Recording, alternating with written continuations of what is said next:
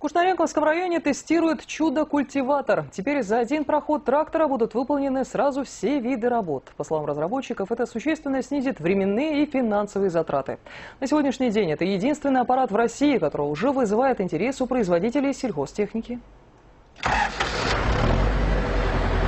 Около 3 месяцев ушло у разработчиков на создание культиватора. Своими руками за свои средства они собрали сначала одну секцию и протестировали ее. После успешных испытаний был создан полноценный 4-рядный культиватор. 5 гектаров земли было засеяно семенами кукурузы.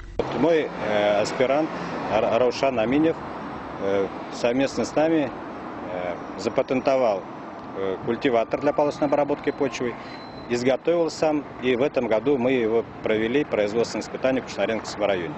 Уникальность культиватора заключается в том, что он может вносить удобрения поструйно, причем как жидкие, так и минеральные. Культиватор оставляет полосы глубиной 20-30 сантиметров. Техника одновременно рассыпает удобрения на разную глубину, что позволяет растению получать максимальное количество подкормки. Это позволяет нам развивать при посеве каких-то технических культур, развить корневую систему уже в разрыхленные полосы. И за один проход культиватора мы вносим основную дозу удобрения.